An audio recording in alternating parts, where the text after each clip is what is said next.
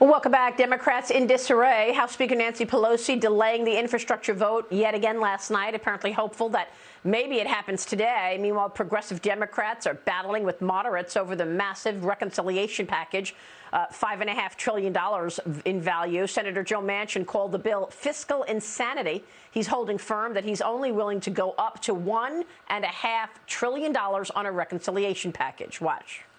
I've never been a liberal in any way, shape, or the form. There's no one has ever thought I was. I've been governor, I've been state secretary of state, I've been state legislature, I've been a U.S. senator, and I have voted pretty consistently all my whole life. I don't fault any of them who believe that they're much more progressive and much more liberal. God bless them. And all they need to do is we have to elect more, I guess, for them to get theirs, elect more liberals. But I'm not asking them to change. I'm willing to come from 0 to 1.5. Joining me right now is former CBO Director and American Action Forum President Douglas Holtz-Eakin. Doug, good to see you this morning. Thanks very much. Wow, what a mess. Sure, assess what's going on in Washington for me this morning. Well, I mean, we really have two big issues. Issue number one is the debt limit, where they're deadlocked on who's going to provide the votes to raise the debt limit, something that has to happen, estimated to be by October 18th. And then the second is the fact that we've got these spending bills, with moderates holding the reconciliation bill hostage and progressives holding the infrastructure bill hostage, and they have to figure out a way to work out these differences or neither bill is going to pass. So I want to do the spending in a moment. Let's talk about the debt limit for a moment, because the Democrats can raise the debt limit on their own, right? I mean, they can change their mind, revise the budget reconciliation plan, and put a debt limit increase, rise in that reconciliation package. Why won't they just do that? They don't want to, primarily because if you do it in reconciliation, you can't just suspend the debt limit. You have to raise it, which means you have to specify a number. And that would mean that next year, when the midterm elections come, Republicans could run ads saying that they voted to raise the national debt to, say, $30 trillion. They want to avoid the number. They just want to suspend it. But to do that, they need 60 votes in the Senate, which means they need Republicans.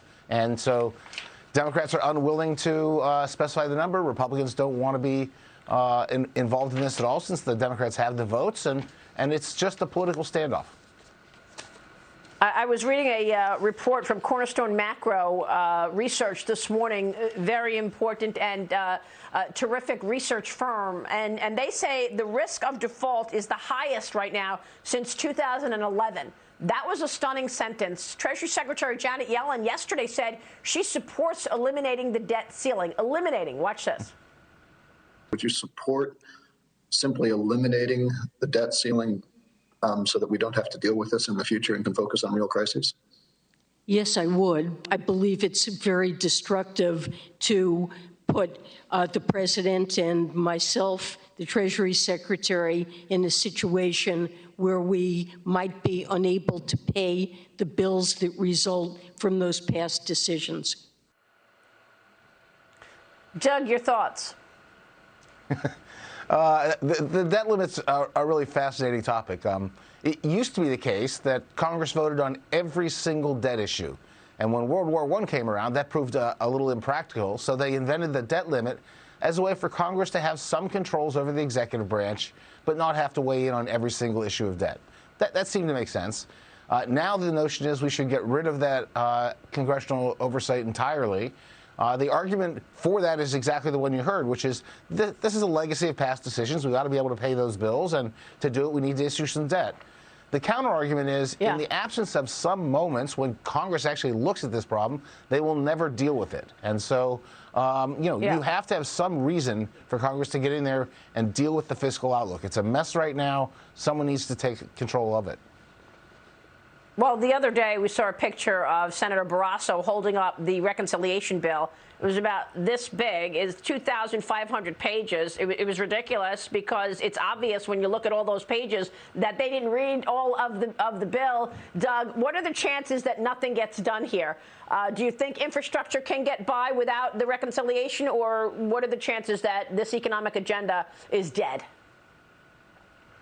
There's a substantial chance that neither of these bills gets over the finish line. I'd put that about 20% that could happen.